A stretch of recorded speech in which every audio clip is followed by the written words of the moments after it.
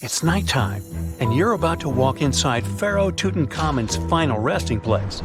You know, King Tut. You don't have a torch, but at least you came with a flashlight. You walk down several flights of stairs and observe how the walls are carved in hieroglyphics and what looks like a spell. Those who take anything from this place will be doomed for life, the spell says. Even if you don't really believe it, this scares you a little bit. You find a huge stone door.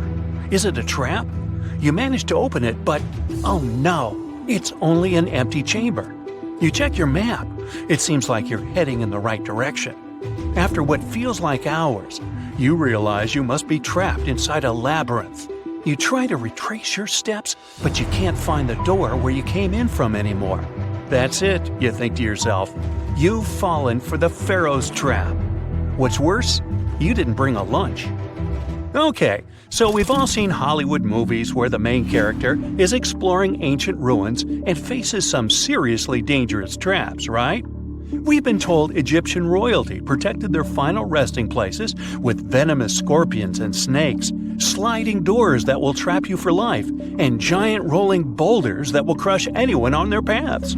The thing is, were these traps truly real? Well, I regret to be the one to break it to you, but this is all fiction.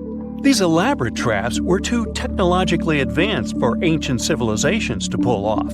That is not to say, however, that there weren't any traps at all. Ancient civilizations, like the Egyptians and the Mayans, are known for their practice of building entire monuments dedicated to the ones who had passed away. These structures would often reflect the position of person occupied in society. So, for the really important people, the VIPs of their times, massive monuments were built to host their bodies long after they were gone. Some of these civilizations believed that a person's life would continue on the other side of the veil. For that reason, a person would be buried together with the belongings of their current life. If they had a lot of money and power and stuff, that meant their resting places would be filled with riches and gold.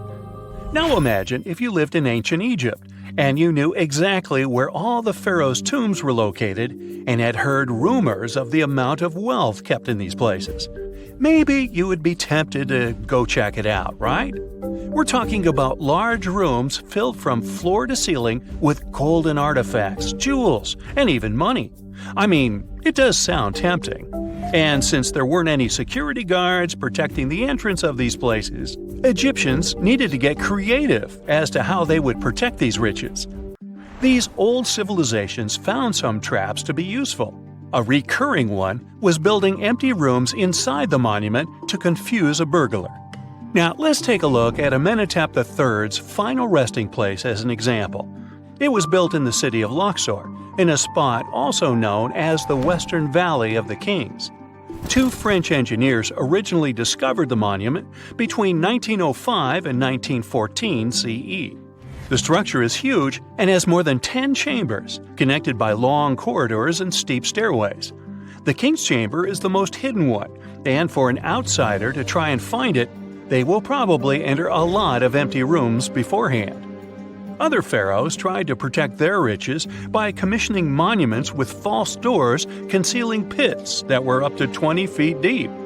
This way, an unwarned and unwanted visitor would be surprised by the deep hole on their way to the king's resting chamber.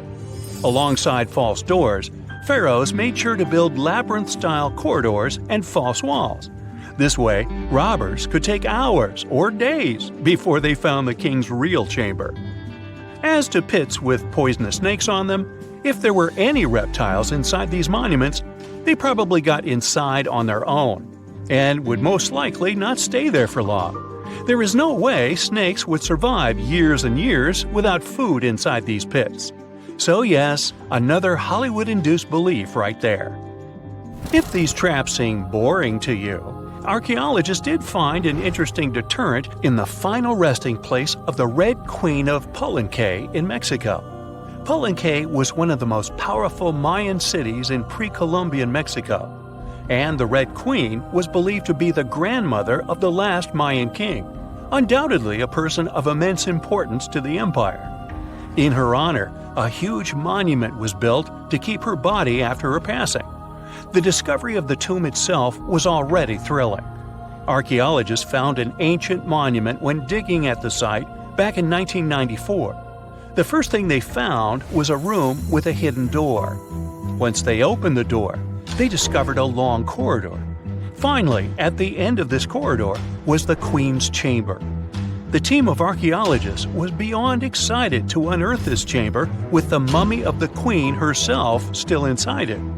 They found her to be accompanied by her pearls, jade shells, and expensive rocks. But as the team explored the remains, they saw something rather strange. The room was filled with a red-colored powder. Researchers knew that the color red was important to the Mayan people, and that much of their clothing and buildings were decorated with this color. But they didn't understand why the Queen was buried with this unknown red substance.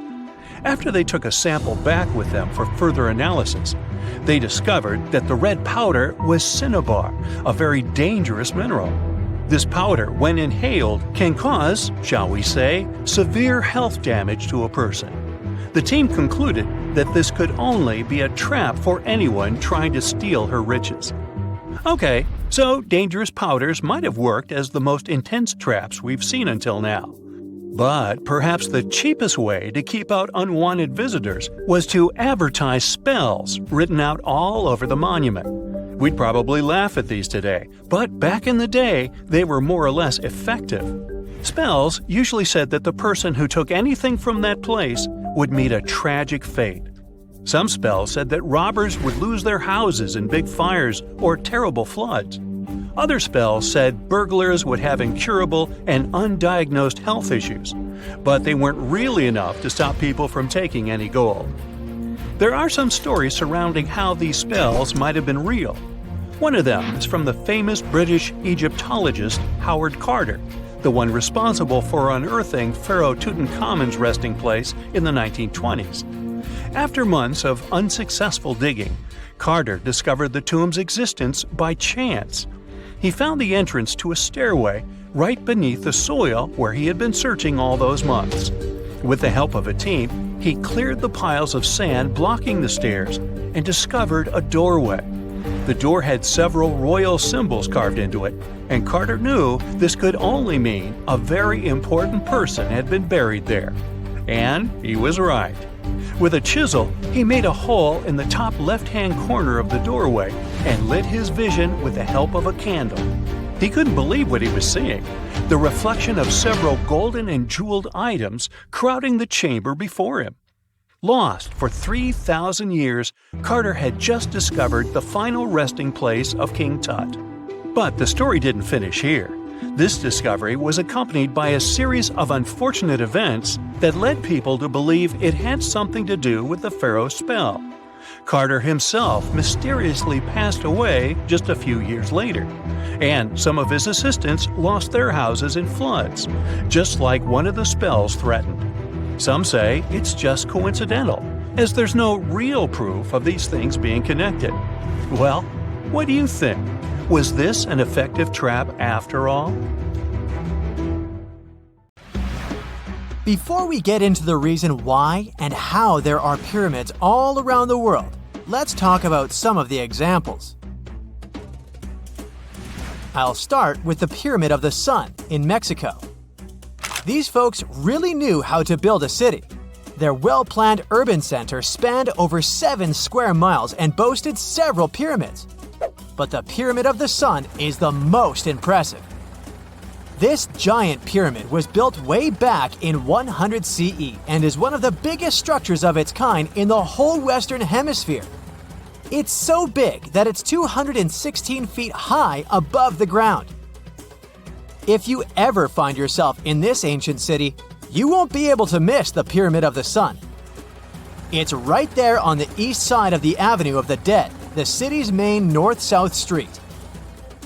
To build this incredible pyramid, around 1 million cubic yards of material were used, including a special kind of red volcanic rock called hued tezontle. Impressive, huh? We don't know too much about the people who built the Pyramid of the Sun or its purpose. But archaeologists believe there was once a temple on top of it. When explorers went below the pyramid in the 1970s, they found a bunch of cool tunnels and chambers. In 2011, they even found a secret stash of clay pots, obsidian pieces, animal bones, human figurines, and a mask. Who knows what other secrets the pyramid is hiding? If you decide to see this one, you must climb the pyramid using the 248 uneven steps on the west side. Watch your step. Sudan got some pyramids too. Nubian pyramids aren't as big as the ones in Egypt, but they still got around 200 of them. These ancient pyramids have been home to the tombs of the pharaohs of the Meroitic kingdom for almost 1,000 years, who ruled Egypt from Nubia to the Mediterranean Sea. The pyramids at Meroe were constructed using granite and reddish sandstone. Oh, and did you know that Sudan has more ancient pyramids than Egypt? The Kushite pyramids depict the indigenous architecture and burial traditions of Nubia's Napata and Meroe kingdoms, which ancient Egypt influenced. Meroe, the burial site of over 40 queens and kings, is the most extensive Nubian pyramid site. The tomb walls depict mummified royals bedecked in jewelry, their wooden caskets containing bows, quivers of arrows, and other artifacts pointing to the Meroitic relationship and trade with Egyptian and Greek civilizations. So if you're looking for some ancient tombs to explore, you may consider skipping the crowds in Egypt and heading on down to Sudan. Let's fly to Iraq to see some more pyramids. Ziggurats have fancy receding layers and tiered temples. Instead of a smooth exterior, it has tiers like a cake. Perfect for all the important work and rituals that went on inside. You can find these towering structures scattered throughout Iraq and Iran, and they're a real testament to the power and skills of the people who built them. One of the biggest and most impressive ziggurats is the ziggurat at Ur.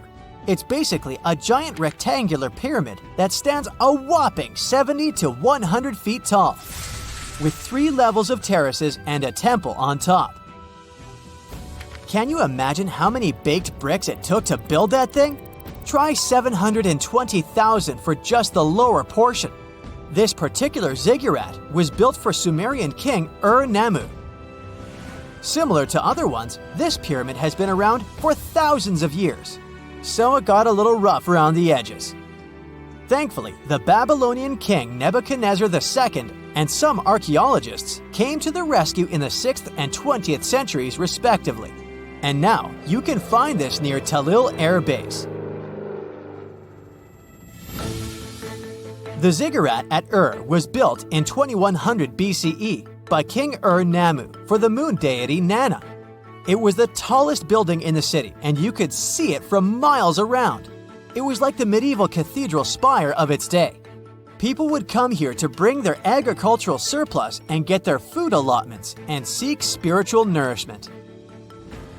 Sadly, the Nana temple at the top of the ziggurat didn't survive, but we do have some blue glazed bricks that may have been part of its decoration. The lower parts of the ziggurat are pretty amazing though. The architects even included holes in the temple's baked exterior to let the water evaporate from its core. Since we explored some of the pyramids on our planet, let's take a broader perspective. They can be found in many parts of the world. Egypt has over 100 pyramids, double that number in Sudan, and dozens of others are scattered in the Middle East and China. The Americas have the most pyramids in total, with more pyramids than the rest of the world combined. These pyramids are located in Mexico, Guatemala, Honduras, and El Salvador. Time to know more about the evolution of pyramids through history. The oldest pyramid is in Egypt. This pyramid was a step pyramid, which was created by placing one layer of stone on top of another. The pharaoh Sneferu is credited with creating the pyramid shape we recognize today. During his 45-year reign, he built 3 pyramids. His first 2 attempts failed, but he finally got it right with the Red Pyramid, which is considered the first true pyramid. It was Sneferu's son, Khufu, who built the Great Pyramid of Giza, which was the tallest human-made structure on Earth for almost 4,000 years. Latin American pyramids are similar to early Egyptian step pyramids, but they were built independently with no knowledge of each other. The pyramids in Sudan were built around 700 BCE and are tall but much narrower than those in Egypt. How in the world did all these civilizations build these things without even texting each other?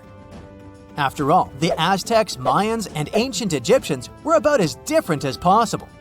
But despite their cultural differences, they all seem to agree on one thing: pyramids were pretty cool. Step pyramids are all around the world because they were the most feasible and stable way to build large and tall structures without access to lighter building materials like wood and metal. The triangular form with a square base is the best way to build a sturdy structure, and having a cube structure would require more material for less height.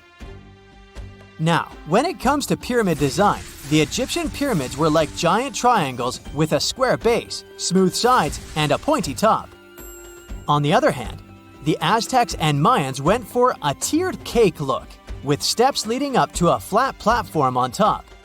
So, while all these pyramids share the same basic shape, they have their own unique flair. Each group built its pyramids using different materials, techniques, and slope angles. So while they may have been inspired by each other's work occasionally, they were just doing their own thing. Egyptian pyramids had smooth, angled sides that were designed to help the pharaoh's soul ascend to heaven. The Pyramid of the Sun was built over a series of caves that served as a passageway for the deities. The Maya built the temple of Kukulkan in Chichen Itza to honor the deity Kukulkan, usually represented by a serpent. Nicknamed El Castillo, it has 91 steps on each side, plus a platform. That's 365 steps, one for each day of the Mayan calendar. Tell me, Brightsiders, how were pyramids built? To begin with, humans made them, not a foreign race from space that landed on Earth. You see, one thing that all pyramids have in common is that they were built without advanced tools or even the wheel. It took a lot of people to build them, including skilled laborers and architects. For example, it's estimated that 20,000 people built the Great Pyramid of Giza, and it's believed that most of them were skilled laborers. Building pyramids was a massive undertaking that required years of planning and effort. The Great Pyramid at Cholula, Mexico, took 600 years to complete. Hey, if you think Stonehenge is one of the oldest stone monuments ever, well, let me introduce you to Göbekli Tepe. Buckle up, we gotta travel to Turkey to meet this really old guy. Yeah, he's too old to travel. Jokes aside, Göbekli Tepe, an archaeological site located in southeastern Turkey that dates back to the Neolithic period, around 10,000 BCE. It's considered to be one of the oldest and most significant archaeological discoveries in recent times. The site consists of a series of circular and rectangular structures made of stone pillars. Yeah, it does look like its younger brother Stonehenge. Some of those pillars are decorated with intricate carvings of animals and other symbols. Now, you maybe wonder, hey, why on earth did they make such a fascinating building? What was its purpose? Sorry, I got no answer for that. The purpose of the site is still unknown, but it is believed to have been a ceremonial center for the ancient people who lived in the area. The discovery of Göbekli Tepe has challenged long-held beliefs about the development of human civilization, as it suggests that complex societies may have emerged much earlier than previously thought. Okay, pack your stuff, our travels just started. Next destination, Masada. It's an ancient fortress located in Israel on a plateau overlooking the Dead Sea. Hey, look at that view, spectacular, huh? It was built by King Herod the Great in the 1st century BCE, and it was very smartly built. Within the fortress, there were various facilities such as storehouses, barracks, a palace, and a set of cisterns capable of holding approximately 40,000 cubic meters of rainwater. People living there believed that the collected runoff from a single day's rainfall could provide sustenance for over 1,000 individuals for a period of 2 to 3 years. Access to the fortress was limited to 3 steep and winding paths leading up to fortified gates. Still, at one point, the fortress was occupied by people who had fled Jerusalem after the city was captured by the Romans. They held out against the invaders for several months, but eventually they were defeated. But these guys didn't surrender. The story of Masada has become a symbol of resistance and bravery. Today, Masada is a popular tourist attraction and a UNESCO World Heritage Site. The next flight is going to be short. We're popping over to Egypt to see the Karnak Temple Complex. It's a vast ancient Egyptian temple complex located in the city of Luxor, Egypt. It was built over a period of 2,000 years and covers an area of more than 200 acres. The complex is dedicated to the worship of the deity Amun-Ra. Wait a minute, that should be Amun-Ra, and it was one of the most important religious centers in ancient Egypt. The Karnak Temple consists of several temples, chapels, and other buildings, including the Great Temple of Amun, the Temple of Khonsu, and the Temple of Ptah. Ptah! The Great Temple of Amun is the largest and most impressive temple in the complex, with massive columns, statues, and other decorations. One of the most famous features of the Karnak Temple complex is the Avenue of Sphinxes, which is a long avenue lined with Sphinx statues that leads from the entrance of the complex to the Great Temple of Amun. Another notable feature is the Hypostyle Hall, which is a massive hall with 134 columns that are over 70 feet high. The Karnak Temple Complex is a popular tourist attraction and a UNESCO World Heritage Site. It's considered one of the most important archaeological sites in Egypt and provides a fascinating glimpse into the religion and culture of ancient Egypt. Hey, we can't hop on the next flight and leave Egypt until we see the Pyramid of Djoser. It has another name, by the way. It's also known as the Step Pyramid. This ancient Egyptian site is located in Saqqara. It was built during the 27th century BCE for the pharaoh Djoser by his architect Imhotep, who is considered one of the most important figures in Egyptian history. People believe this pyramid is the first monumental structure built entirely of stone and is an important example of early Egyptian architecture. The pyramid originally stood at 203 feet tall and was surrounded by a complex of buildings and courtyards. It was constructed in 6 layers, each smaller than the one below it, giving it the distinctive step-like appearance.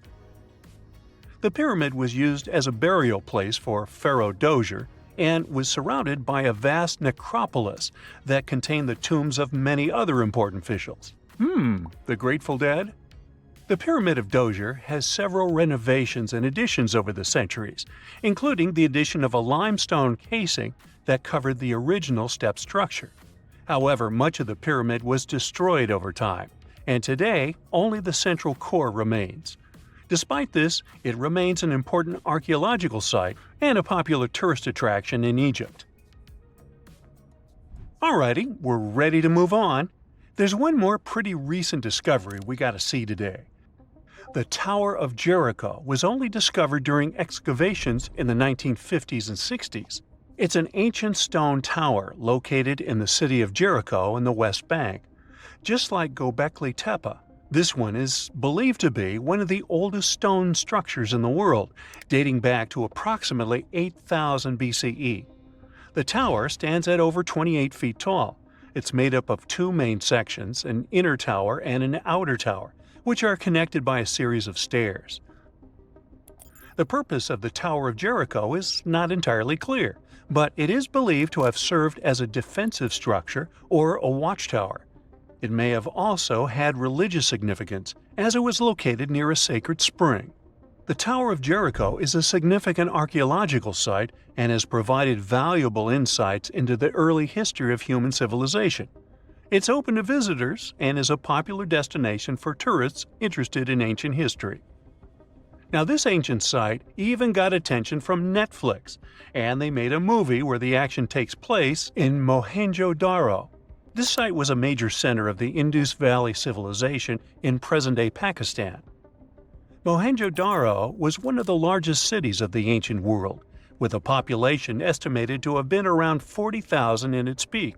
Trust me, that must have been a crazy megalopolis back then. The city was notable for its advanced urban planning, with sophisticated drainage and sanitation systems, and its impressive architecture, including the Great Bath and the Granary.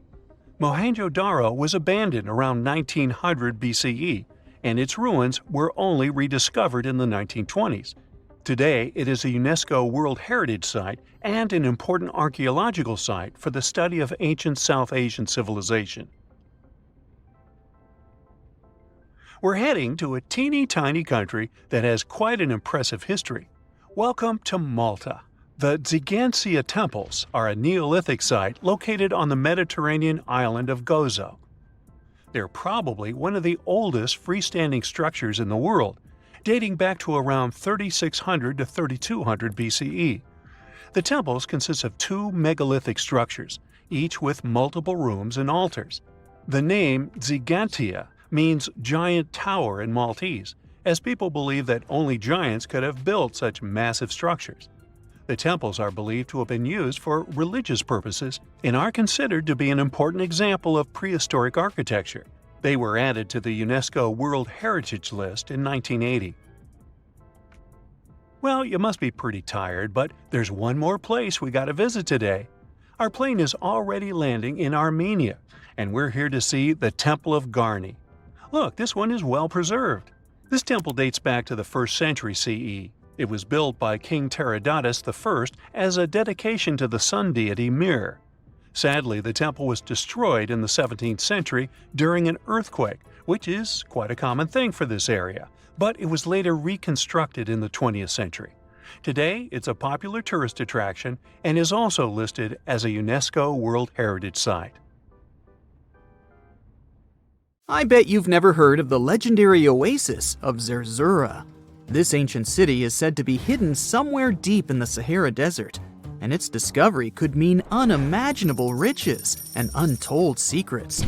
According to an anonymous 15th century Arabic guide, the key to unlocking the city lies in the beak of a bird carved on the city gate. Zerzura might not be as popular as Machu Picchu or the pyramids, but that just makes it more mysterious. Legend has it that Zerzura is built around this big oasis somewhere in the desert west of the Nile. Apparently, it's made out of white stone and has all these luxurious houses and gold decorations. The story goes that a scribe wrote down the account of a traveler who stumbled upon Zerzura while looking for his lost camel. At one point in his journey, the man got caught up in a sandstorm, where he got separated from the rest of his group. The traveler kept wandering in the desert for days, and then, out of nowhere, two men showed up and guided him to the city of Zerzura. The traveler described this city as an oasis filled with little birds and made out of pure white stonework. The city is also said to be guarded by giants. In 1835, an English Egyptologist named John Gardner Wilkinson mentioned the city in one of his books. He spoke to a man from Egypt who found the city by accident after days of wandering through the desert. He mentioned some ruins, unusual stonework, and a large oasis surrounded by palm trees. The man even gave some instructions on how the city could be found, indicating that it might be in the western desert of Egypt. But here's the kicker. Even though a group of explorers went out to find Zerzura, they didn't succeed. At the same time, they did stumble upon a bunch of previously unknown oases. In the early 1900s, numerous expeditions were sent to find the city, including one with a fleet of Ford Model A trucks. But, alas, none were successful. Others say Zerzura did exist at one point, but not anymore. It's possible it was swallowed by the desert. It's believed that back in the day, the Sahara Desert was actually green. Scientists even found traces of ancient rivers that flowed through the area 100,000 years ago, creating green corridors across the desert. But Zerzura might have never been real to begin with. Maybe it only existed in the minds of people, a figment of their imagination as they were struggling in the African desert. For thousands of years, people have been obsessed with the hunt for another lost city, Atlantis. But if this place really existed, where on Earth, or under the sea, could it be? According to Plato, Atlantis was an actual place, and it was supposedly located somewhere in the Atlantic Ocean, near the Strait of Gibraltar. But how did this mythical city become synonymous with a perfect, paradise-like society? Well, you can thank Ignatius Donnelly for that. The American writer published a book in 1882 where he outlined 13 hypotheses about the existence of Atlantis. Donnelly truly believed that this lost city was where ancient humans lived in peace and joy for centuries. Donnelly even thought that Atlantis was the original source of many ancient civilizations around the world. And if we just followed Plato's clues, we could totally find Atlantis. Sounds like a treasure hunt, right? What inspired Donnelly to go on this quest in the first place, you might ask? Apparently, an amateur archaeologist discovered the city of Troy, using Homer's The Iliad as a guide. Well, if Troy was real, then why not Atlantis? Back in the day, some people believed that America was the legendary Atlantis. Columbus really stirred up some excitement when he brought back news about the New World to Europe. But the real hunt for Atlantis didn't really start until the 20th and 21st centuries. Some people tried to connect the dots between a volcanic eruption on the island of Santorini and the destruction of Minoan settlements. But in 2018, a team of investigators claimed they had nailed it, announcing they had discovered concrete proof that Atlantis had existed. What was their evidence, you ask? A series of mysterious circles in a national park in Spain.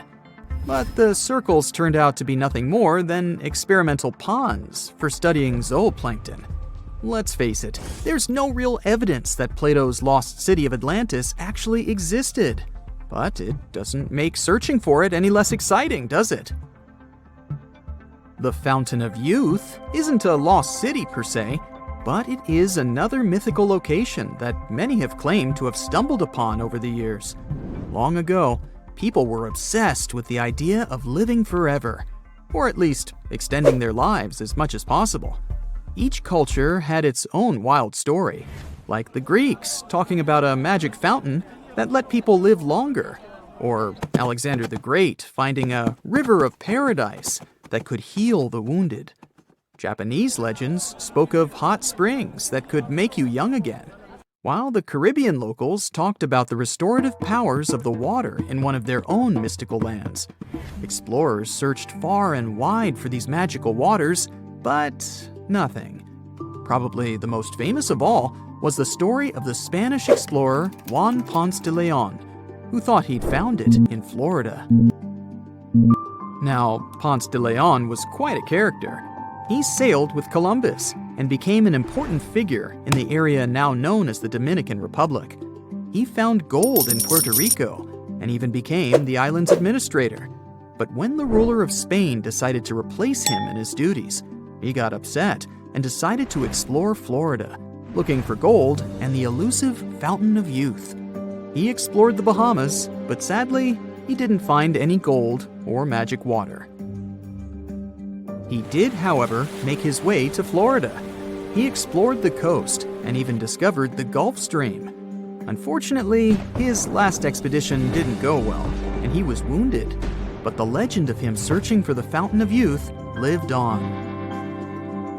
Even though historians don't think he was really looking for the Fountain of Youth, thousands of people visit the Fountain of Youth Archaeological Park every year to try the sulfur-smelling water. It's the oldest attraction in Florida, which has been around since the 17th century. Some say the water has unusual properties, but I'll leave that up to you to decide after you visit this place. Norse mythology has its own mysterious land called Thule. It's said to be somewhere between Scandinavia and Iceland, where the sun barely shines and the cold bites hard. The folks there survive on a diet of millet, herbs, fruits, and roots, washed down with a grain and honey brew. As for its exact location, scholars can't seem to agree on it to this day. The legendary ancient Greek explorer Pytheas was said to be the first to stumble upon Thule during his quest for tin mines. He sailed his way up north, passing by Scotland, and after 6 long days of sailing, he reached Thule. The people there, according to Pytheas, were quite primitive, but that's no surprise since they were just simple farmers living off the land. They showed Pytheas where the sun set on the shortest day of the year. They also told him that in winter, the sun never rose at all, and in summer, there was no night. For many years, historians have been debating the true identity of this mythical land of Thule. Some say it's Iceland, while others claim it's Norway. A little bit of progress has been made recently with the help of a team of researchers. If their findings are correct, Thule might be the elusive island of Smola. That's farther south than any of the Norwegian islands that were on the list of contenders. It may be too soon to celebrate, but it does look like Thule has finally been found. You've just reached your perfect spot on a deserted beach. It's so quiet here that you start to doze off. But as you open your eyes, you are shocked. Wait a minute, is that an actual house that's just been washed up on the shore? It may sound like the beginning of a sci-fi novel, but not if you live near this beach in El Salvador. There's a mysteriously abandoned house there that looks as if it's just been washed ashore. How did this villa end up there? How long has it been here without anyone noticing it? This mysterious construction is 46 miles south of El Salvador's capital, San Salvador. Locals say the building used to be a hotel called Puerto Ventura.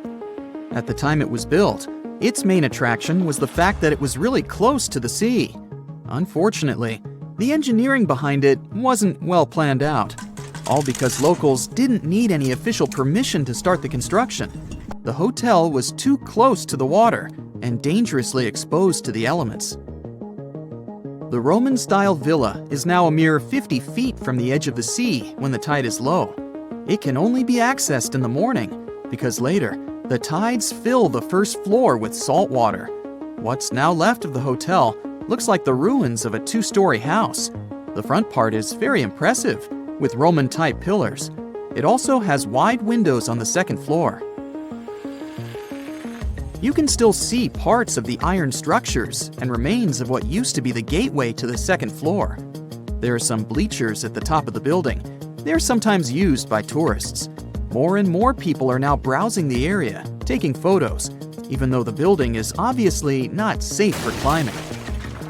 There's little information on how long it's been sitting in its current location, but some locals say it's been there for at least 20 years. It had remained a local secret for years before it was discovered by a TikTok user in 2021. But that doesn't answer the question, how did the hotel end up in another location altogether? This is where things become a little fuzzy. While some locals say that the building was abandoned decades ago, others claim it was deserted after Hurricane Mitch hit the area back in 1998. Hurricane Mitch was one of the most dangerous weather phenomena to ever hit Central America. During the storm, the winds traveled at 178 miles per hour, and the hurricane itself lasted for about 15 hours. It was also the cause of a huge amount of rainfall, which resulted in floods and many dangerous landslides.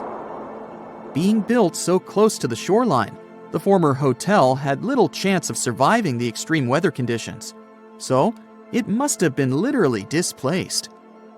After sitting under the sun, you might start dreaming of some snowballs getting washed ashore, to even out the temperature. I'm not kidding. This strange natural phenomenon did happen back in 2016. It resulted in about 11 miles of the coast of the Gulf of Aab in West Siberia getting covered with huge snowballs. Because of the low temperatures, small pieces of ice started to form in the water. Afterward, the wind and waves rolled them into giant snowballs. Some of them were the size of a tennis ball, but others were up to 3 feet wide. A 2004 Harley-Davidson night train motorcycle popped up ashore on a British Columbia beach back in 2012. It was neatly packed inside a shipping container. It took some time to do it, but the owner was eventually traced down. His name was Ikuyo Yokoyama, and he lost his motorcycle after a tsunami struck Japan on March 11, 2011. To get to its final destination, the Harley-Davidson traveled more than 4,000 miles. To celebrate its long journey, Yokoyama donated the bike to the Harley-Davidson Museum in Milwaukee.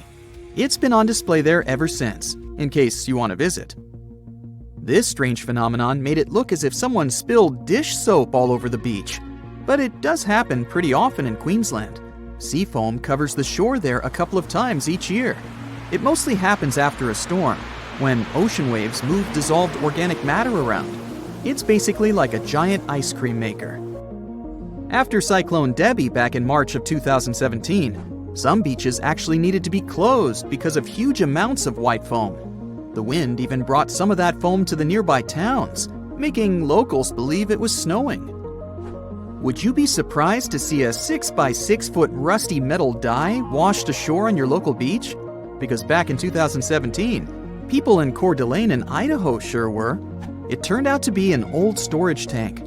Someone decided to spice it up a bit by adding some white spots to make it look like a die. In 1992, thousands of rubber duckies got stranded at sea after a large container ship that was transporting them was hit by a wave. As you can imagine, the ducks started popping up all over the world, in Hawaii, Alaska, South America, Australia, in Europe, and even in the Arctic. It's estimated that a couple hundred of those unlucky rubber ducks are still out there. Interestingly, they turned out to be very useful to scientists. Based on their movements, researchers can monitor the direction of water currents. If you happen to like dinosaurs, you'll be happy to know sea waters can also bring ashore some fossils.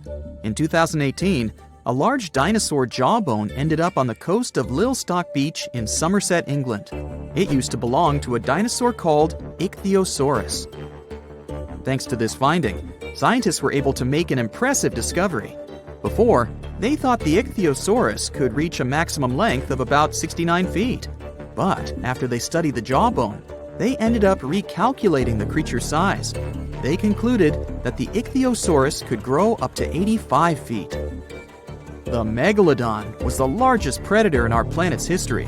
It lived almost all over the globe, except near the poles. How do we know that? Because megalodon teeth keep appearing on beaches every now and then.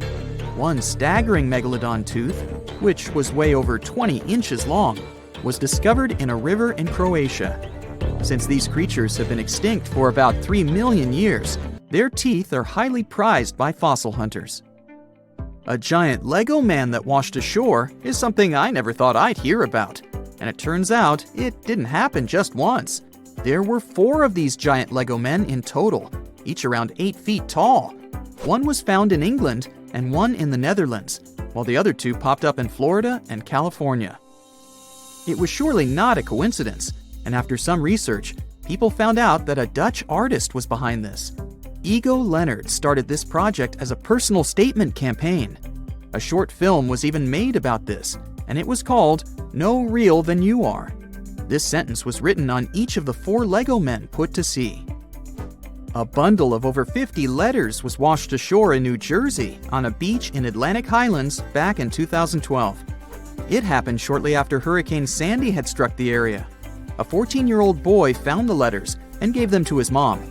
She was so touched by them that she decided to carefully dry and return them to their owner. The letters were the correspondence of 2 people named Dorothy and Lynn. They were dated between 1942 and 1948. The last was written a week before their wedding. With the help of an online genealogy site, the woman reached Dorothy and returned the letters to the 88-year-old woman who was living in a retirement home. Is the Big Apple getting a little too heavy for its own good?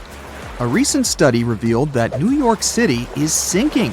And get this, it's all because of those towering skyscrapers.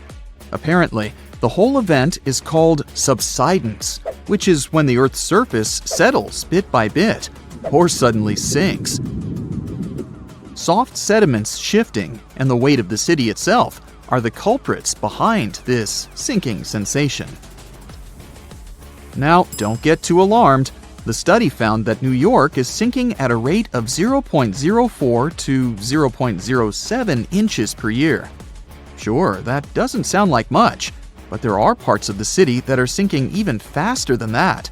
This sinking situation could cause some trouble for the city, especially since it's already pretty low-lying and home to over 8 million people.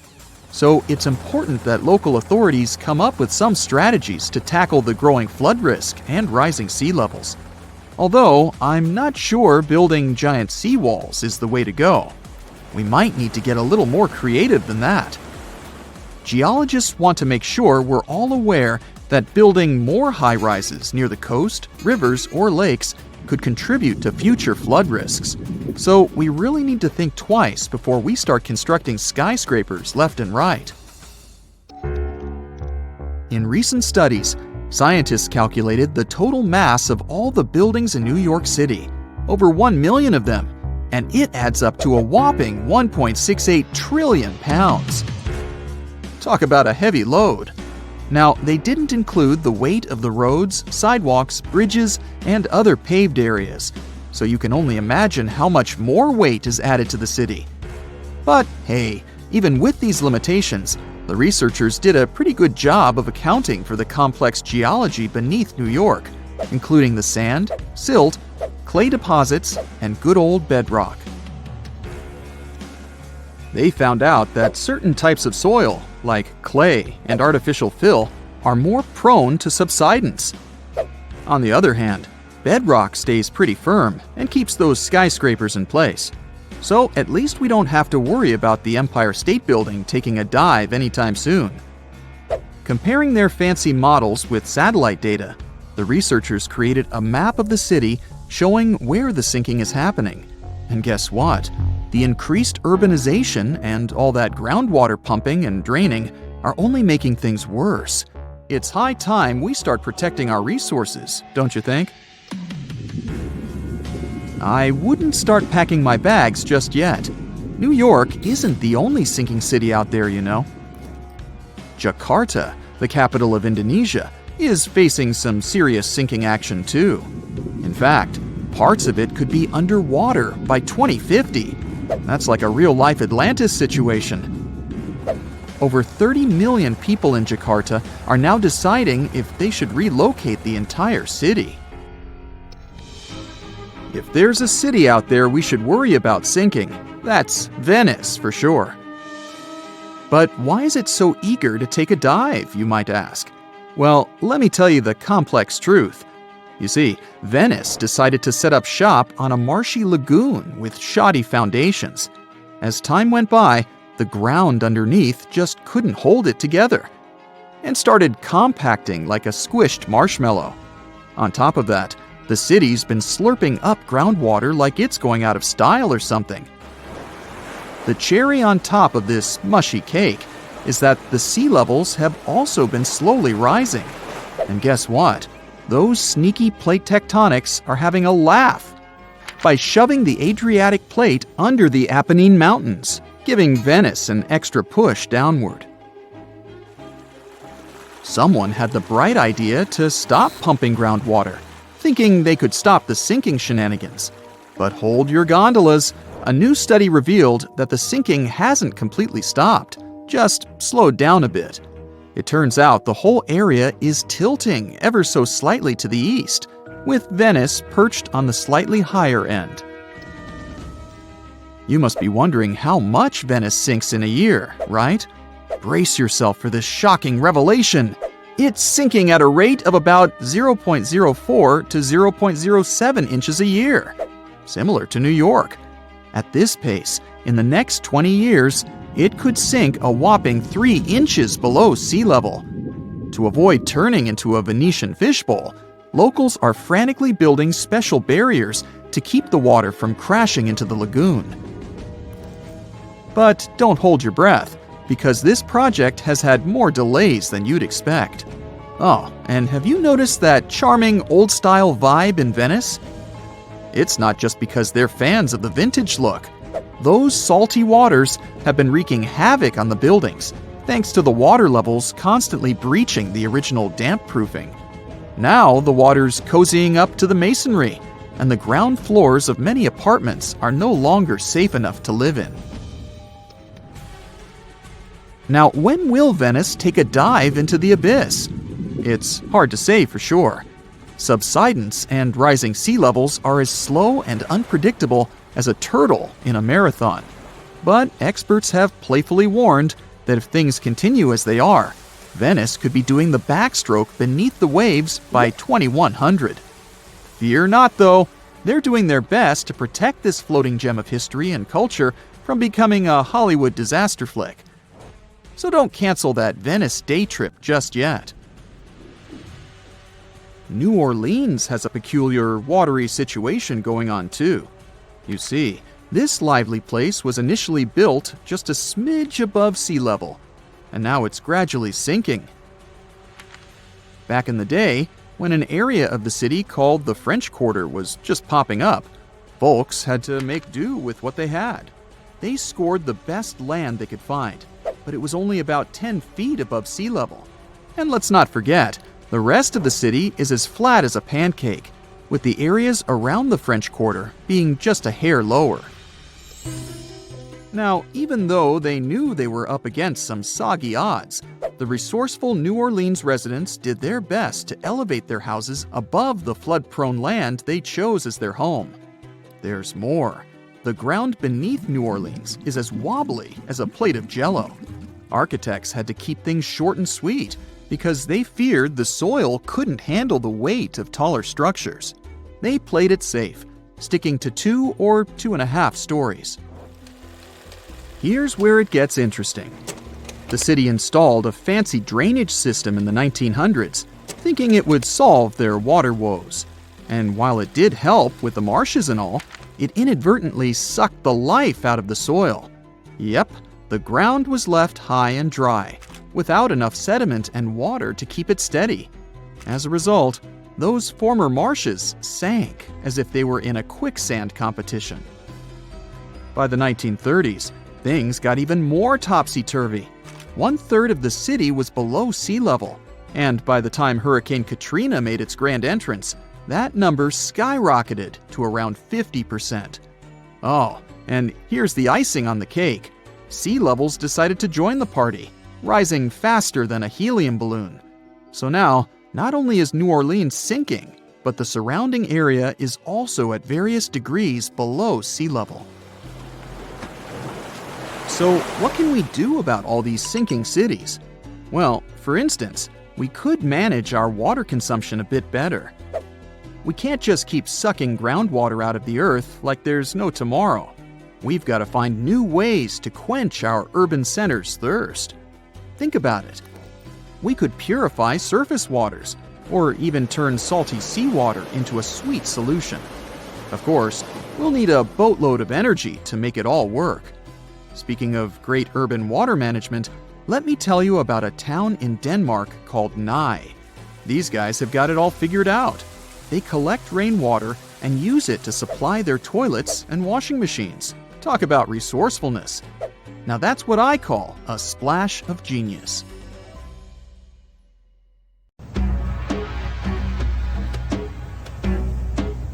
This is not a dune set. This is a very real desert in Niger.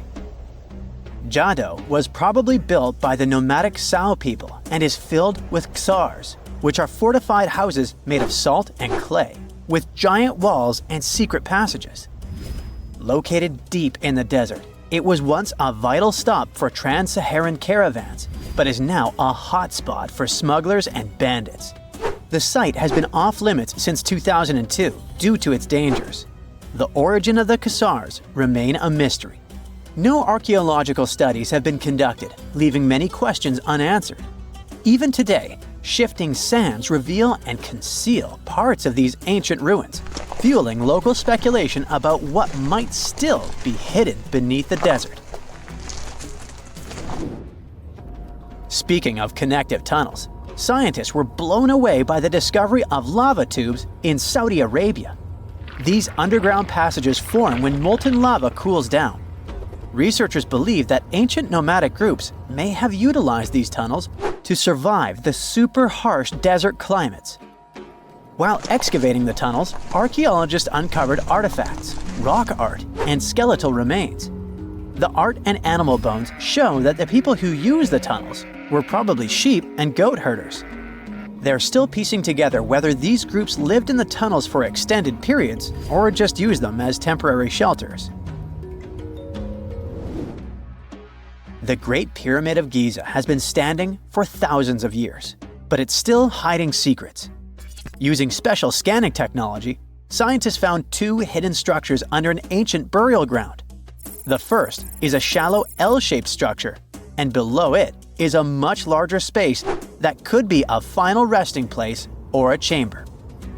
The smaller structure was filled with sand on purpose, while the deeper one might be an empty chamber. Experts believe the two are connected, possibly as an entrance leading to a secret chamber. This is big news because it might give us some more insight into who built the pyramids and why. The world is full of ancient writing, but some messages refuse to give up their secrets, like the mystery of the Bashplemi tablet. This unusual stone, pulled from a lake in Georgia, is covered in symbols no one can read. Even with modern technology, experts are completely stumped. The tablet is about the size of a book, with 60 symbols carefully carved into its surface, but 39 of them don't match any known language. Some resemble scripts from ancient civilizations in the Middle East, India, and Egypt, but none are an exact match. To make things even trickier, part of the tablet is broken off, meaning a piece of the puzzle is missing forever. To rule out a hoax, scientists studied the tablet closely. They confirmed it's made of vesicular basalt, an extremely tough local rock.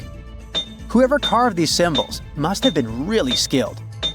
Based on similar archaeological finds, experts believe the tablet could date back thousands of years, possibly to the late Bronze or early Iron Age. Some symbols repeat, which could mean they're numbers. Maybe it's an inventory list, a record of battles, or even an offering to the deities. Until someone cracks the code, the Bashplemi tablet remains an unsolved mystery from the depths of history. Experts are still stumped with what this Minoan disc might mean. The Phaistos disc is one of the most mysterious finds from the Minoan civilization. This 6-inch clay object, discovered in 1908, has strange spiral markings that no one has fully decoded yet. The disc has 241 symbols on both sides, showing everything from people and animals to tools and plants. Experts have come up with many theories about what the symbols mean. Some think it's an early form of Greek. Others suggest it's a prayer or a hymn.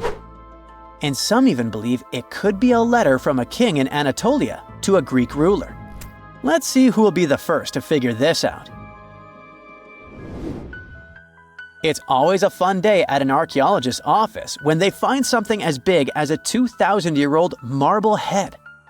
A French archaeologist mission went digging inside an old medieval house near Alexandria in Egypt and found a statue's head depicting an old, possibly ill man. This statue dates from the last Egyptian dynasty before it became part of the Roman Empire, and the site where it was found is associated with the likes of Cleopatra and Mark Antony. For archaeologists, even the smallest finds at this site means a lot. You've heard of Lucy, right? The Australopithecus that was an early ancestor for us humans. Well, scientists found some of her species' footprints somewhere in Tanzania. The so-called Laetoli footprints are over 3 million years old.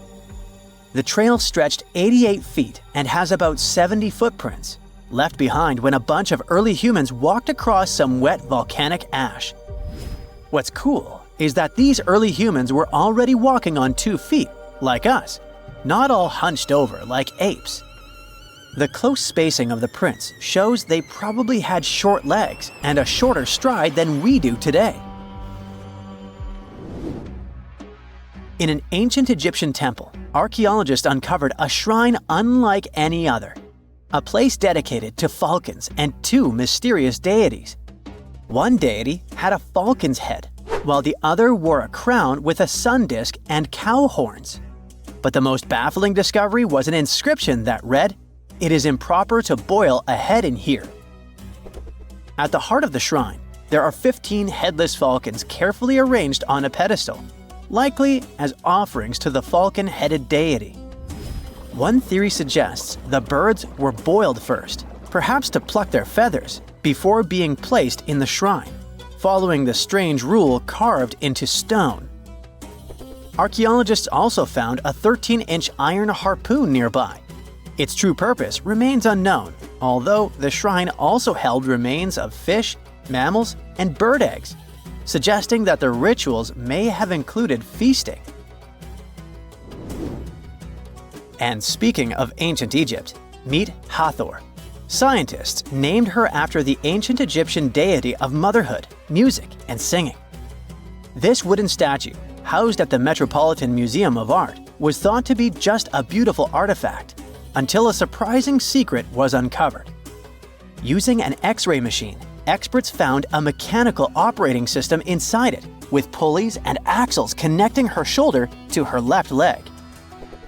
When activated, the system made her hand raise and lower, an engineering marvel from over 3,000 years ago. The statue was created during Egypt's Middle Kingdom, around 1800 BCE, and is often compared to 19th century automata due to its advanced design. It's believed the statue was used in religious ceremonies, symbolizing Hathor's role in dance and music. An unexpected discovery happened in northern Kuwait, where a Kuwaiti-Polish team uncovered a mysterious 7,500-year-old statue.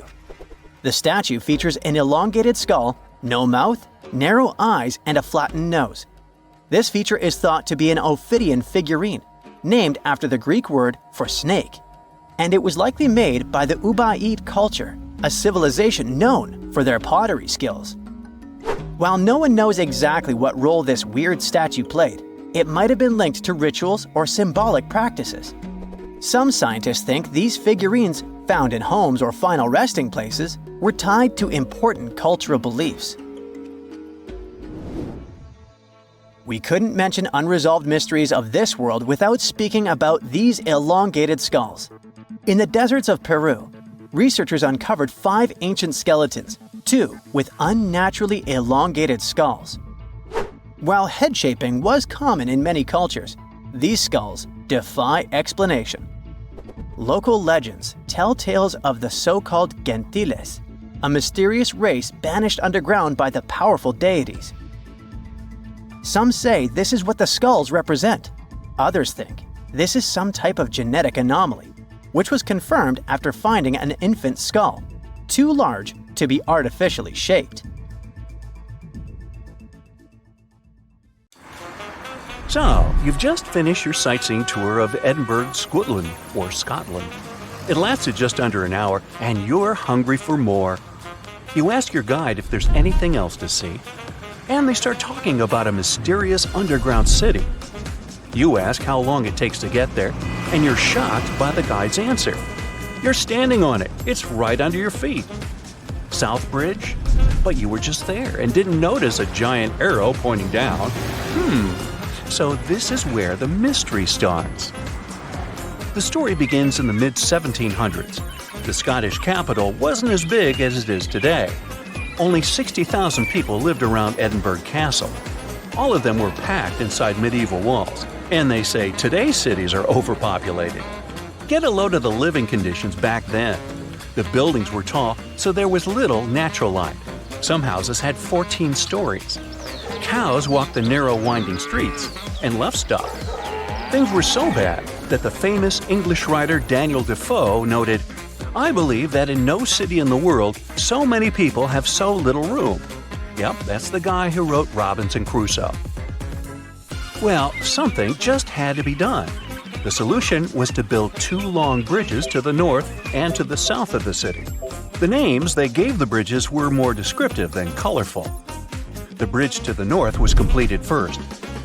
In 1785, construction on the second bridge got underway. It was going to connect the main pedestrian street in the north with the university buildings in the south of Edinburgh. But don't think of this construction as a modern bridge over a river. It was more of a viaduct, a type of bridge that connects two hills across a valley. The word viaduct comes from Latin, as Romans were pioneers in building these structures. Their capital was built on 7 hills. And just to be copycats, Edinburgh also straddled 7 major hills. Only 2 are visible today because the city has been built up. Now, back in the 18th century, the construction of the South Bridge was a remarkable feat of engineering. It took the builders only 3 years to complete it. 19 stone arches spanned a chasm that was 31 feet at its deepest point, and the length over 1,000 feet. Impressive, even for today's standards. But what does a 2.5 centuries old viaduct have to do with an underground city? Well, it is the city. You see, they designed Southbridge to be hollow on the inside. As you walk along this street today, there is actually a huge human-made cave beneath your feet. The popular name for this set of chambers is the Edinburgh Vaults. But what was the purpose of this space? And is there something or someone there now? Well, let's take it one step at a time. The builder's original intention was for these vaults to serve as merchant shops. At first, it worked out fine. Merchants used a total of 120 vaults as shops and warehouses. There were workshops, cobblers, and taverns. But as time went by, a major design flaw came to light. The stone was leaking, and the vaults were damp all the time. There was even flooding. The builders forgot to waterproof the structure. The merchants feared the water would damage their precious goods. After just a couple of years, the first tenants started moving out. Once legal trade moved away from the vaults, the city's poor moved in. And not only them, but all sorts of shady characters. Historians don't know much about this period, since there are no written records. But even the squatters had to leave soon. If you couldn't do business in these vaults, how could you live in them? It was damp and cold, and there was no ventilation, sanitation, or natural light. It really stunk. Every real estate agent's worst nightmare. Just 30 years after their completion, the Southbridge vaults were abandoned once and for all. But at a street level, business was as usual. The officials decided to fill the vaults with rubble for security purposes. Buried and forgotten, the memory of a once teeming merchant quarter of Edinburgh slowly faded from people's minds. Now, this is where the story gets a bit weird. During the 1980s, a Scottish rugby player accidentally found a tunnel leading into the vaults. The athlete didn't waste any time and started excavating the vaults with the help of his son. Several tons of rubble, and a decade later, the Southbridge vaults have been restored to their former glory, so to speak. They were again dark and damp as they were back in the 1700s. There were many interesting finds in this underground city. The vaults were littered with oyster shells, which were the standard diet for a working-class resident of Edinburgh at the time. Other finds, such as shoes and empty bottles, suggested that people actually lived in these claustrophobic vaults. Think of this the next time you see someone trying to rent their garage as an apartment. So, your guide was right. There really is a hidden city under the streets of Edinburgh. Well, at least one street. You have now gone down from the main pedestrian street into Cowgate. You look up and there it is, the only visible arch of the once impressive bridge. You are now searching online to book a tour of the vaults. You just have to see this place with your own eyes. But the Scottish capital isn't the only city with a mysterious underground. The historic region of Cappadocia in central Turkey hides no less than 36 cities beneath the ground. The biggest and the most impressive one wasn't discovered until 1963. It was built during the Byzantine era to protect the local population from invaders. We have similar structures made out of concrete in our cities, but the level of the Turkish underground city is really impressive. There are several levels, like in a multi-story car garage. The caves and tunnels lie 197 feet underground. That's 2/3 of the Statue of Liberty's height. The city could house 20,000 people at any given time, complete with livestock and food. The smell. Anyway, 20,000 is the average attendance at Major League Soccer matches today. You might want to add a field trip to one of these places the next time you go to Turkey. Most of these cities in Cappadocia can be found in rural areas. Makes sense, right? After all, they were dug out as hiding places. But in Europe, there is one city whose underground labyrinth resembles the vaults of Edinburgh. You've probably heard of Pilsen in the Czech Republic. But hold on a second, this isn't going to be a story of the most famous local product. Something brewed, perhaps? It's the story of a medieval city that survived underneath the streets of Pilsen. Water wells, cellars, and passageways stretch for more than 12 miles. Merchants and craftspeople used Pilsen's historical underground for storage. Water, food, ice, you name it. The waterworks are pretty impressive. Historians estimate that 360 wells are located under Pilsen's historical town center.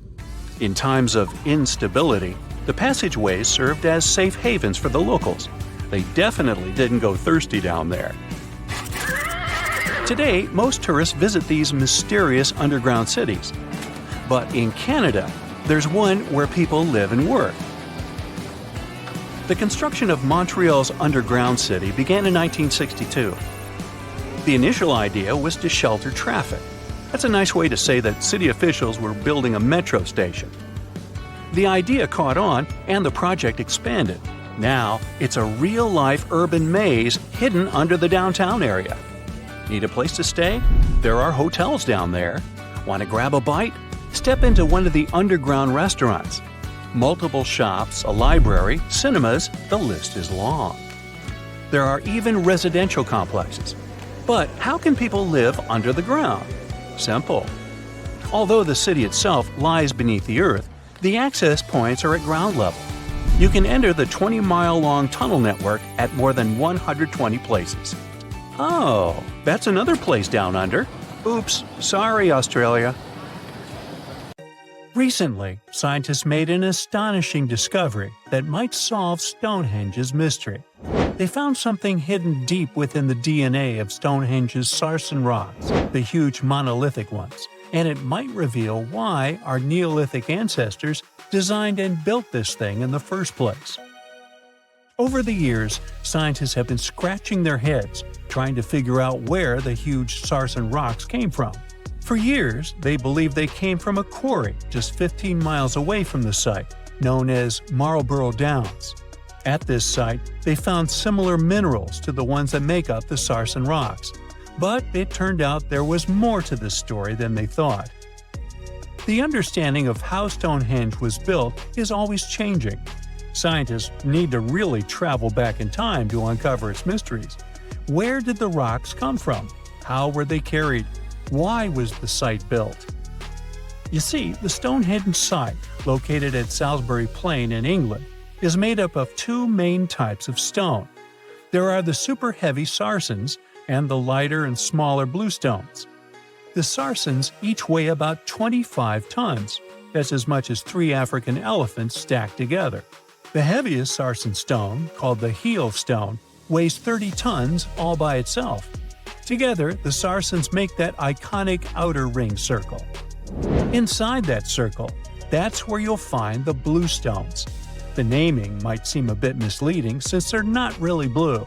They have a bluish tinge to them when they are freshly broken, hence the name. These smaller rocks probably came from the Preseli Hills in southwest Wales, which is about 150 miles away from Stonehenge. They're a bit lighter than the sarsens, but still pretty heavy. The altar stone, which is classified as a bluestone, is the heaviest one, weighing around 6 tons. Its original location still isn't known for sure. To figure out where a rock came from, scientists first have to study their composition. This is like checking the rock's DNA. Then they cross-reference the structure of the rock with minerals in the soil to see if it's a match. Most of the sarsens we see around southern England are actually made of a type of sandstone known as silcrete. Think of silcrete as sand that's been hardened by underground water processes over millions of years. This process mostly happened during a period called the Paleogene, about 65 to 23 million years ago. These sarsen rocks didn't form in one big slab, but in patches, like nature leaving little rock gardens all over the place. Scientists reason the sarsens spread out randomly, forming in isolated pockets. Over time, many were buried under layers of clay and chalk, which helped preserve them. When ancient builders were on the lookout for materials, these sarsens must have looked perfect for something impressive like Stonehenge. Actually, sarsens have been used in everything, from Roman villas to medieval churches, and even in things like road curbs and old field walls. One could say these rocks were the it material for ancient builders, and continue to be popular even into more modern times. This fact made scientists start wondering that maybe not all sarsen stones that were used to build Stonehenge came from the same place. They've identified sarsen sites all over the UK, in places such as Oxfordshire and Kent. After hundreds of years of studying the sarsens, geologists finally had the right type of technology to determine the origin of the stones. Now, I wish I could tell you that it was some undisclosed location very far away from the site. But, as it turned out, the sarsens were originally from Westwoods, the forest near Stonehenge. A new factor came into play when excavations uncovered empty stone holes, showing that at least 6 blue stone pillars were removed from a Pressley Hills site called Wan Main in prehistory. They had a stone circle over there, and it's believed that some of Stonehenge's rocks were recycled rocks from this more ancient circle. If this is true, it might be that Stonehenge is part of a much larger landscape of ancient sites. If this is the case, then Stonehenge is just the cherry on top of a much larger scale project. Think of it as the sacred centerpiece of an entire landscape of monuments, mounds, stone circles, and things. This is why scientists want to find out where the rocks came from so badly. It could lead to why and how Stonehenge was built. Now, Stonehenge didn't just pop up overnight. It was built in several stages over hundreds of years. It's likely that it wasn't a single unified vision, but more like a big community project that evolved over time. With each generation, the builders brought in their own ideas, creating a stone structure that would last for ages. The first stage was around 3100 BCE. That's when people dug out a circular ditch and likely set up some bluestones as sort of a starter ring. Later, they added the sarsens and even topped some of them with horizontal stones to form those famous arches you see today, also known as the trilithons. These ancient builders had some challenges on their hands. How would they move the rocks? There's an old theory known as the ice road that suggests that the rocks were moved by natural icy pathways that formed during the winter. This way, they could slide the rocks down all the way to Stonehenge. But hey, if we're talking about a distance of over 100 miles, that's not too realistic. Anyways, this theory was debunked because it was warmer back then than it is today. There's also the river theory, which suggests that the rocks were floated along the river from the quarry to the site. But if we're talking about sarsen rocks, they're too heavy to float. So there goes that theory. What we're saying is, no one knows how the rocks were moved. Another interesting science tidbit came from all the research done in Stonehenge. A recent laser survey of the stones revealed the different stone working methods used, and has shown that some of the parts of the monument were more carefully finished than others. In particular, the northeast side and the inner faces of the central trilithons were finely dressed. FYI, a trilithon is one of Stonehenge's most famous shapes. It's when 2 huge monoliths receive a third one on top of them, connecting the two together. This fancy word is simply Greek for having 3 stones. But anyways, the bigger question, and the reason Stonehenge is so famous, is why it was built in the first place. Theories are all over the place, and some sound like they're straight out of a sci-fi show. So here's a rundown of the most popular ideas. There's, of course, the solar calendar theory. This one supposes that the stones are aligned with the movements of the sun, especially during the summer and winter solstices. During the summer solstice, the sun rises to the left of the heel stone, that's the lone stone outside the main circle, lighting up the entire monument. Some say it's the ancient version of a calendar, marking the year's longest and shortest days. Some archaeologists think Stonehenge might have been an ancient healing center. Pieces of bluestone have been found chipped away, possibly by people who believed they had healing powers. The theory goes that people traveled from all over to come to Stonehenge in hopes of a cure for whatever was ailing them. There's also some speculation that Stonehenge was the place to be. Think of it as an ancient gathering spot. Some evidence suggests that communities from distant areas traveled to Stonehenge for gatherings, feasts, and ceremonies. Studies of bones found near the site show they came from all over Britain, making it a sort of prehistoric meetup location. This just in, the world's oldest pyramid was built during the last ice age. And I'm not even talking about Egypt. I'm saying our ancestors might have spewed a 27,000-year-old pyramid in West Java. Gunung Padang is not exactly shouting pyramid. It's more of a mound with huge scattered stones tossed all over it. But local people seem to revere it, and they have for centuries. It wasn't until recently that the Indonesian authorities decided to excavate a bit deeper to see what all the fuss was about. They ended up finding the remains of a human settlement. It was rather unexpected, since the mound is pretty high up. This excavation could only prove there were humans in the area as far back as 45 BCE, which sounds reasonable. It was up to an Indonesian geologist named Donny Hillman to prove that Gunung Padang is the world's first pyramid. He used all sorts of new technology to support his claim. Our guy used carbon dating, which digs deep into the earth and takes whole chunks of soil. He found layers and layers of constructions, like he was digging up Rome and finding ancient buildings buried in the ground. His research proved that there had been caverns and even rooms down there, which could only mean one thing: humans. As for the rocks located up in the mound, they were most likely strategically placed by the people who lived there back in the day. They needed a place to meditate, so they arranged things in a harmonious way. Their smooth surfaces wouldn't be the result of years of erosion, but the works of great sculptures, the Michelangelos of their day, let's say. If this is all for real, then human civilizations began way before we think they did. Our ancestors, the Paleolithic humans, didn't have what it took to be considered a civilization, especially not the tools and knowledge to build pyramids. They needed a lot of masonry skills, which weren't all that available during the last ice age. His peers don't share this view, though. They could believe Hillman's theory if he had found evidence such as charcoal and bone fragments, but he didn't. Flint Dibble, another archaeologist, says that without concrete evidence of human activity, there's no proof of an actual pyramid. In this case, all the data proves is that the soil in the mound dates back to 27,000 years ago. He thinks the rocks on top of the mound just slipped down the hill, like rocks normally do. Only a complex society would have managed to build a stepped pyramid like they claim it was.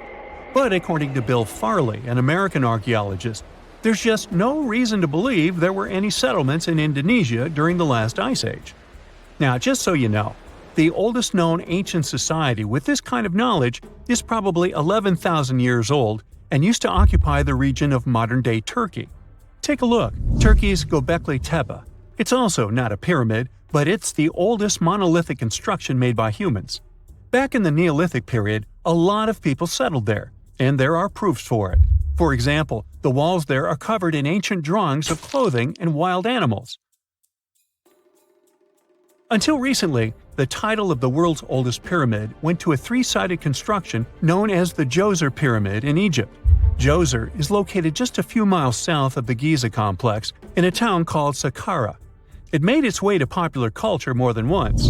In the 18th century, it became a common feature in European paintings. Young men from the cultural elite did a grand tour around the world, and Saqqara was at the top of their list. It was also featured in the video game Assassin's Creed, with a digital representation way more accurate than many historical drawings of the thing. That was kind of a big deal in ancient Egypt, to build pyramids for kings to spend their afterlives.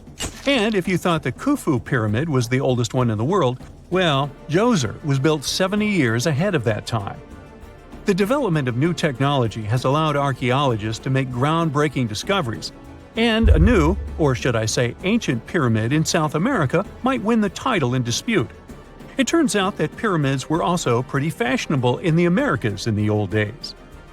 Among them are the iconic pyramids of Guatemala's Tikal temple complex, the same ones that appeared in Star Wars No. 4. But to find the oldest pyramid in the Americas, one would have to travel to Peru. Deep in the Peruvian desert, archaeologists stumbled upon a sprawling ancient metropolis known as Caral. At first, researchers believed that the settlement was pretty recent, since the site was way too complex for ancient technology to handle it. As we said, Caral is a desert town, like Las Vegas, but without all the hoopla. This means no easy access to water. And for cities like these to thrive, they need a considerable irrigation system, which leads us back to complex technologies. The Peruvians surprised us all with this new discovery. This site was huge, filled with an amphitheater, houses, and religious buildings. The whole thing probably sprawled through 370 acres. And when scientists went to test their initial hypothesis using radiocarbon dating, they found that the city probably sprung around 2027 BCE. On the site, archaeologists found 6 pyramids that could possibly predate the one in Saqqara. As far as they know, both civilizations coexisted in the same time period, in opposite parts of the world. But since researchers can't pinpoint the exact age of Caral's pyramids, it's pretty hard to guess which civilization completed their pyramid first. If only we had a crystal ball. Now, it just so happens that the shape of a pyramid is something that nature is able to produce all on its own, leaving us modern-day humans a bit confused. A classic example is the Japanese site of Yaonagani, which also goes by the name of Japan's Atlantis. The entire monument is about the size of 5 football fields and the height of a 5-story building. Explorers and scientists believe that Yaonagani dates back to 10,000 years ago. For Japan's top marine geologist, Professor Masaki Kimura, Yaonagani is the heritage of a lost civilization. Kimura has dived into exploring the ruins over 100 times over the past 10 years. To him, there are clear signs of human activity down there. Check out this triangular-shaped pool on the monument's surface. Kimura thinks it's actual proof of humans, because this triangle-shaped concave is a historical symbol of water fountains in the region. As it happens with a lot of these cases, not all scientists are convinced the same. For many, Yaonagani is probably the result of thousands of years of erosion, and the fact that the monument is composed of one massive rock leads them to believe it is not really human-made. Sure, these huge basalt columns may look like the ruins of a palace, but they're most likely the result of the intense volcanic activity in the region. And speaking of natural formations that really look like a human made it, a pyramid on Mars has been a hot topic lately. Humans have been keenly trying to prove that there is life on Mars for quite some time. But some are stretching it really far, saying that little green or gray people built a pyramid on the planet to try and build their own civilization. This picture was taken over a decade ago by the Mars Reconnaissance Orbiter, the MRO, but it started to resurface recently. It shows what looks like a 3-sided pyramid. Some people claim that the smooth side of the pyramid could only be the effect of otherworldly work. Then science comes along and explains that Mars is home to one of the deepest canyon systems in the whole solar system. The so-called pyramid is located in what is known as the Kandor-Chasma region. This Martian region has a bunch of similar formations that are nothing more than the result of erosion. Nothing supernatural going on there, apparently. Stonehenge took approximately 20 million man-hours to build. For comparison, an average human doesn't live much over 700,000 hours. This is Jack, one of the first builders of Stonehenge. Let's say Jack lived to be 80 years old, which is extremely improbable, but it makes it easier for me to crunch the numbers, thanks. If Jack had spent his entire life, from age 0 to age 80, working on the Stonehenge project, it would have required approximately 28.5 generations of people doing the same thing to complete it. That's next to impossible. To make it more plausible, let's multiply that by 2. After all, Jack wouldn't want to dedicate his entire life to moving stones, and he didn't live to be that old. Thus, we arrive at around 57 generations needed to build Stonehenge. That's not enough room on the screen for me to introduce John, Jack's great-great-great-great, you get the drift, grandson. So it all began around 5,000 years ago with just a simple circular earthen bank and ditch. Fast forward to around 26,000 BCE, and the builders replaced that initial structure with a complex arrangement of wooden posts and brought in around 80 dolerite bloom stones from Wales, which were rearranged at least 3 times. Then, a few hundred years later, they added those massive sarsen stones, each weighing around 25 tons. These enormous sandstone blocks were transported about 19 miles to create a continuous outer circle, with 5 trilithons, 2 upright stones topped with a lintel, forming a horseshoe shape inside. It was a millennium-long building process that demanded years of hard work. So, people must have lived nearby, right? But how would they have found shelter back then? Today, we have houses for builders on site, small accommodations that serve as temporary housing. But structures like this definitely didn't exist when Stonehenge was constructed, did they? Well, actually, they existed, and some recent archaeological digs near Stonehenge prove it. Archaeologists found this Stone Age eco-home, which is a huge deal since it's one of the earliest settlements in the area. This newly uncovered Mesolithic home dates back to around the year 4300 BCE. Let's take a closer look at this house, shall we? Now, for the walls, people back then used a large fallen tree, its trunk to be more precise. These wooden walls were reinforced with flint, and they even lined the pit left by the uprooted tree with cobblestones. To create the roof, they opted for animal hides, which sounds like a wise choice. They must have provided protection against the unpredictable weather of the British Isles. Now, you might be wondering, the weather in Britain is indeed unpredictable, and it has been that way since time immemorial. So, how did the builders manage throughout most of the year, particularly during the winter months? Well, the answer is simple. There was a hearth on site, which isn't surprising, but the system they employed was quite ingenious. A hearth inside the house would have posed too great a risk, yet bringing hot stones into the dwelling was perfectly safe. While they were hot, they couldn't ignite the building. So they used these stones from the hearth as a heat storage system to keep warm at night. And as a final touch, they even incorporated various stones for decoration. They didn't exactly get a Pinterest house, but it added a touch of elegance for sure. And if you think this discovery is merely about the houses, think again. It significantly changes our understanding of how people lived during that time. This discovery places them in an important prehistoric setting right at the start of the Neolithic area, sparking some interesting questions about whether these early folks could be related to the people who built Stonehenge. But there's a big worry. Experts are concerned that this significant find, along with other buried archaeological sites, could be at risk if the authorities go ahead with plans to build a tunnel to reroute the A303 away from the World Heritage Site. Sure thing the house the scientists found wasn't in perfect shape, and it lacked some crucial elements people use for living. Some of them decayed over time, while others were simply absent. So the scientists took 20 tons of chalk, 5,000 hazel rods, and 3 tons of straw, and used all this to recreate the 4,500-year-old design houses. These new buildings are located close to Stonehenge, which is incredible since in this area, planning permission for even a new cowshed is problematic. So, what are these houses like? Well, first off, there are 4 of them, and they're oval-shaped. They're built on the foundation of real houses that stood there about 4,500 years ago. just around the time the Stonehenge Eco House was going up. The houses aren't very big, they're single-room structures. When it comes to dimensions, it was straightforward to estimate since we could gauge the size of the roof and the height of the walls based on the foundations. Each side measures about 16 feet. However, the roof structure remains a bit of a mystery.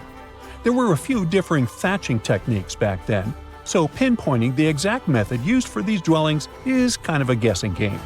For now, we think it involves knotted or tied straw carefully secured onto a hazel-woven frame.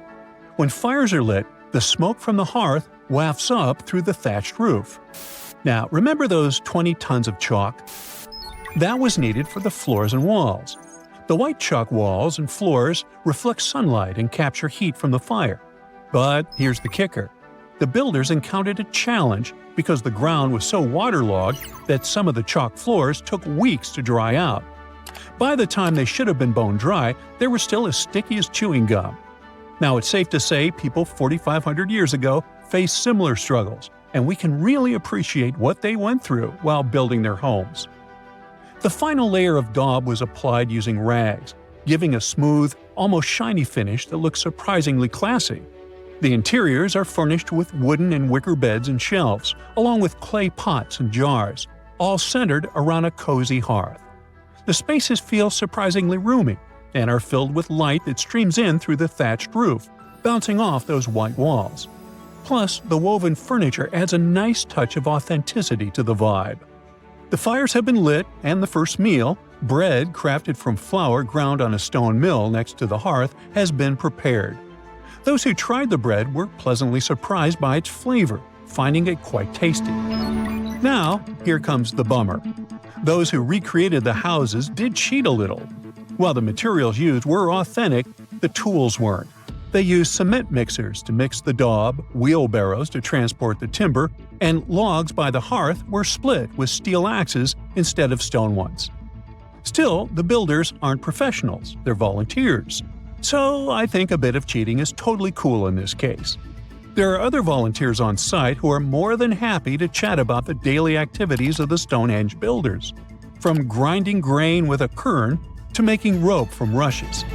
But these houses and the Eco House aren't the only remarkable things in the Stonehenge area.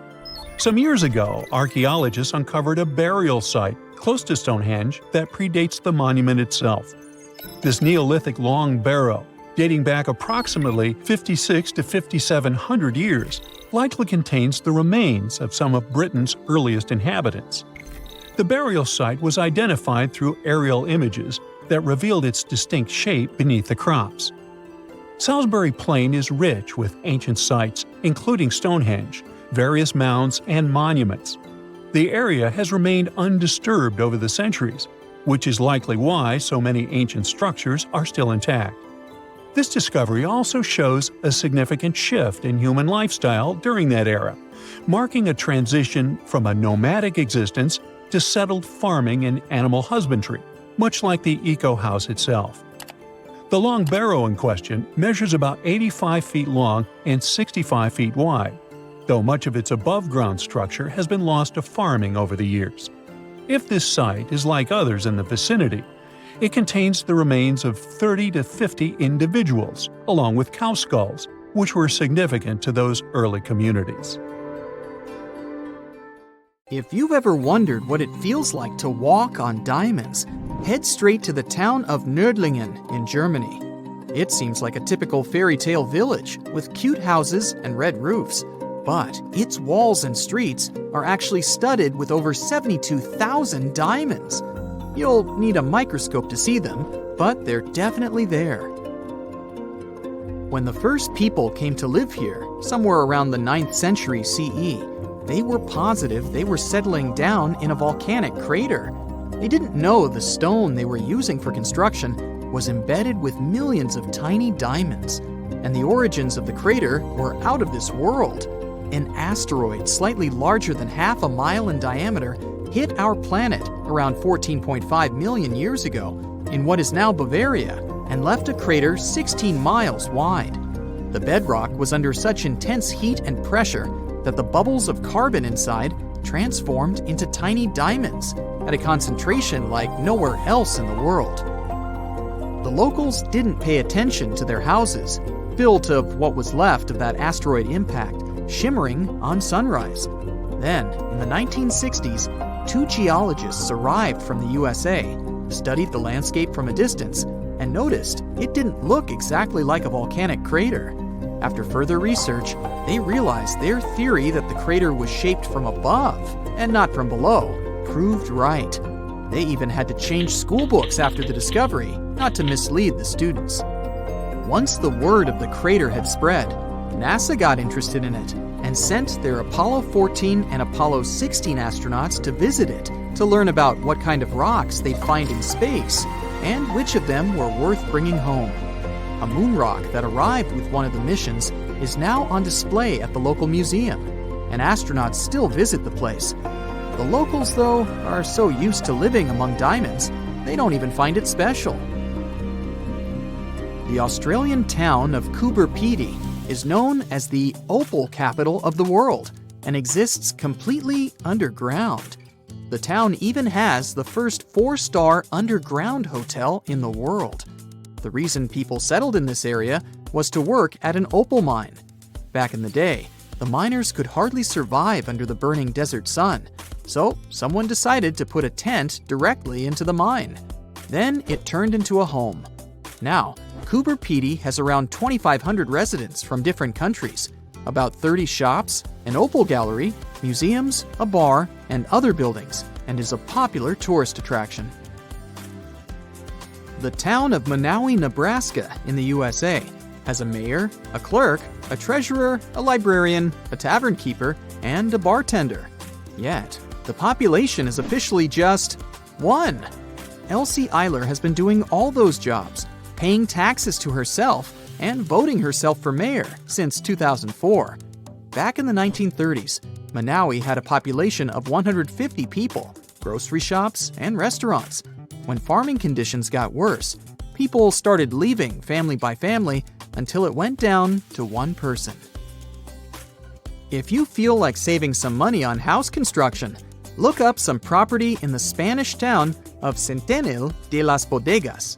3,000 residents live under and into the sides of the Cadiz Mountains and use them as natural walls and ceilings. The first settlers moved in here back in prehistoric times. The rocks keep the houses cool in the summer and warm in the winter. Neft Dashleri in Azerbaijan was built as an oil platform in 1940, directly in the Caspian Sea.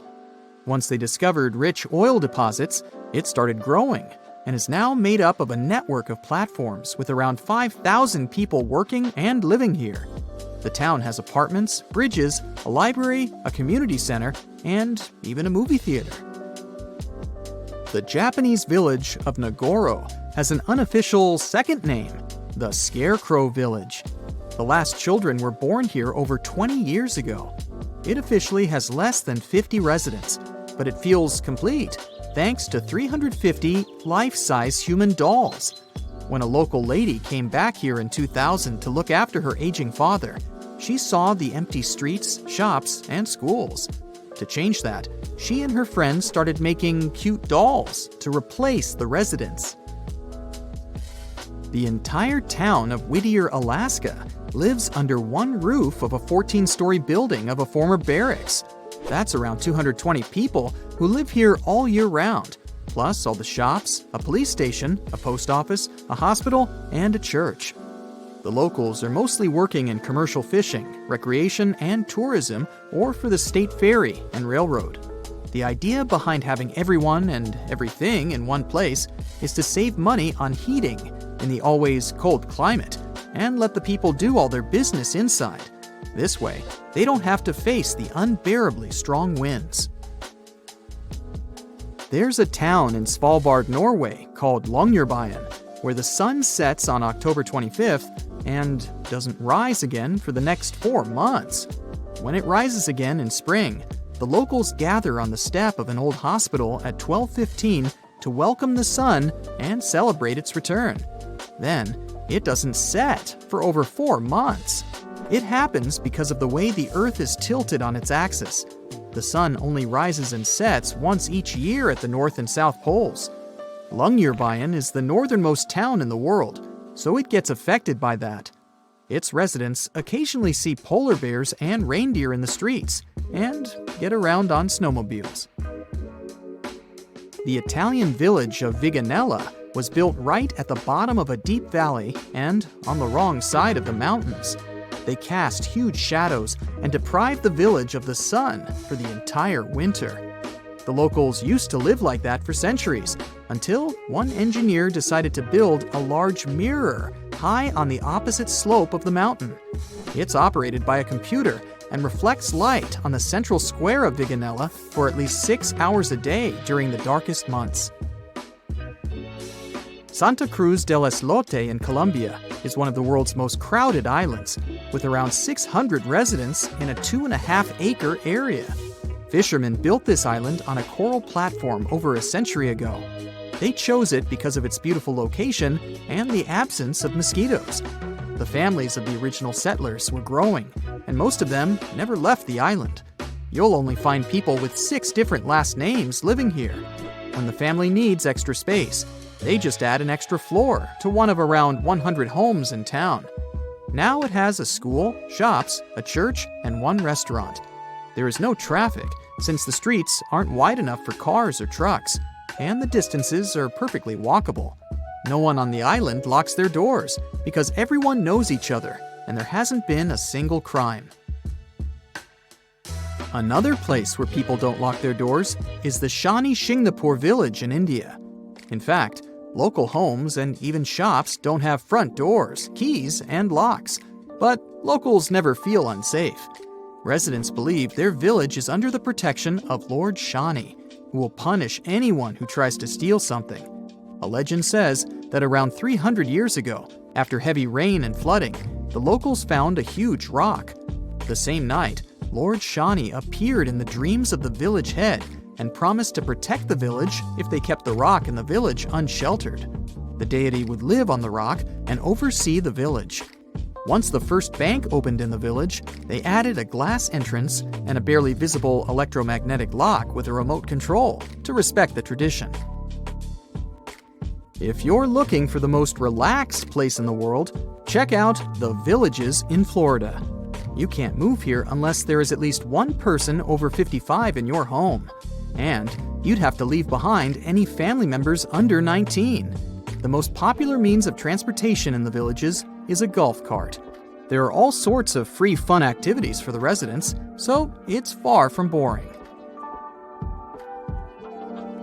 What if I told you you just won a round-the-world trip to visit the planet's most famous landmarks? Nice, right? But there's a catch.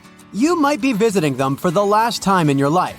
That's because these landmarks are threatened to disappear during your lifetime. Yikes!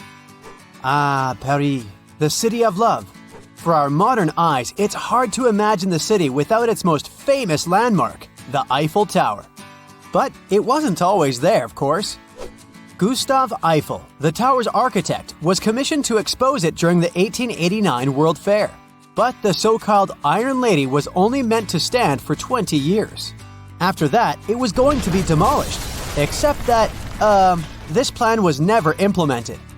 The tower wasn't taken down because of an antenna built on top of the tower, and it conducts wireless signals. But there's a problem. The Iron Lady is made of iron.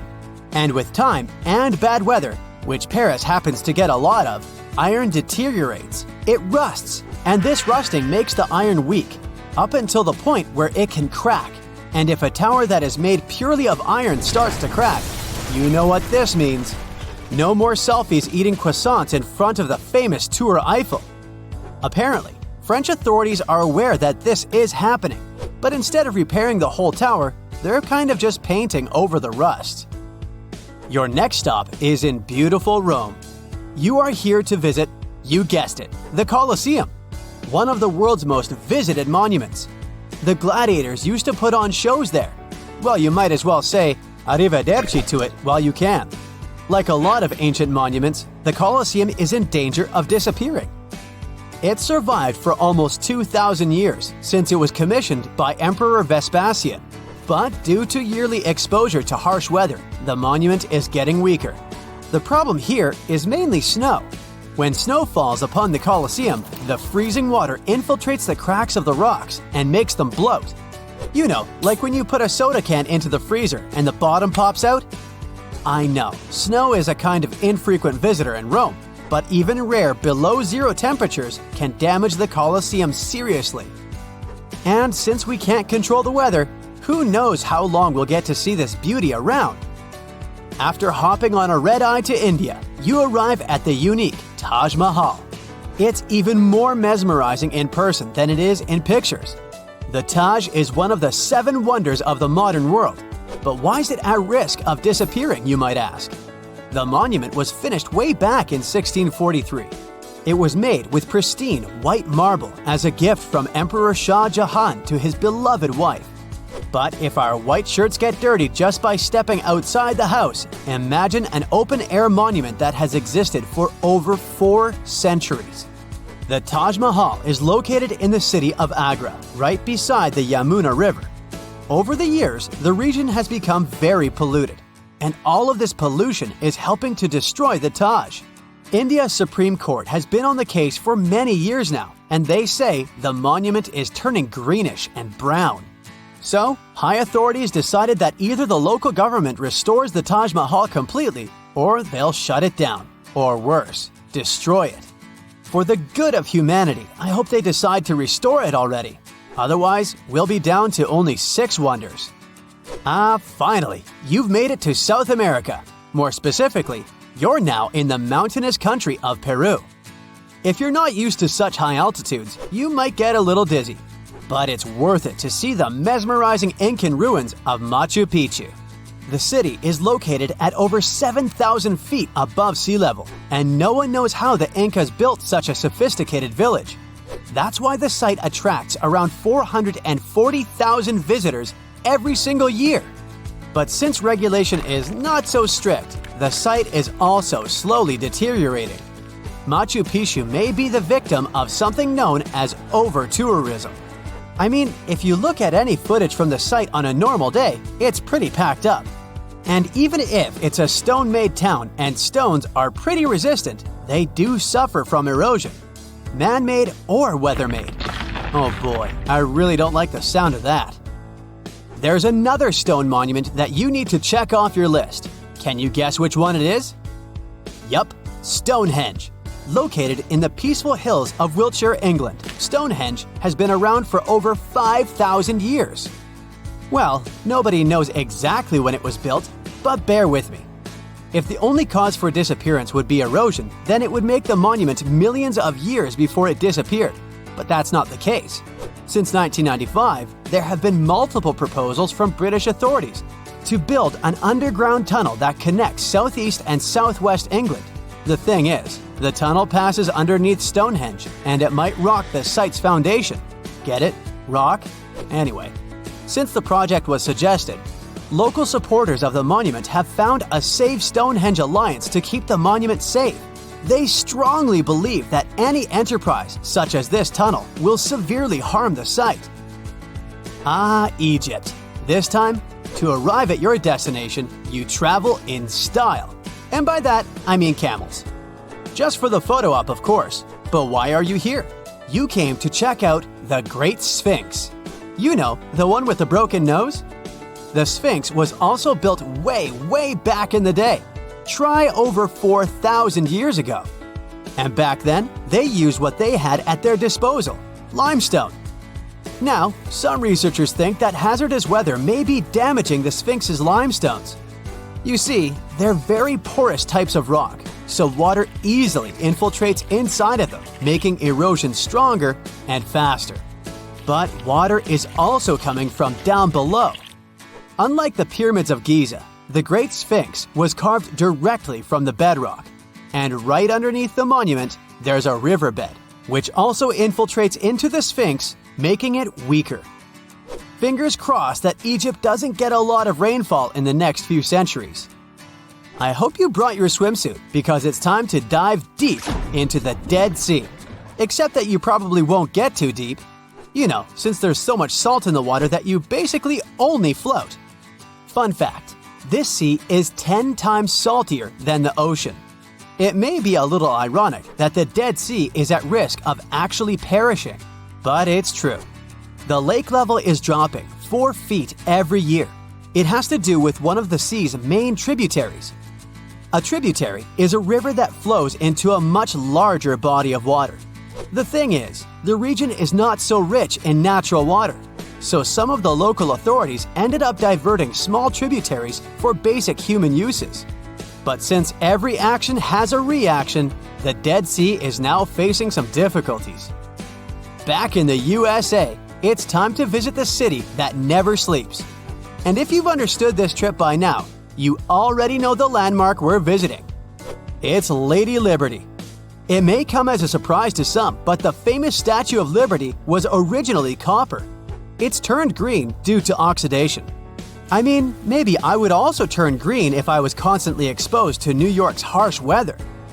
Some researchers say that air pollution can also speed up oxidation processes, threatening the long life of Lady Liberty. Of course, New York City does its share of maintenance. Hopefully it'll be enough for us to keep seeing the statue during our lifetime. Hey, it's time to head back home. I sure enjoyed this trip. Hope you did too. Let's hope we can still visit these places.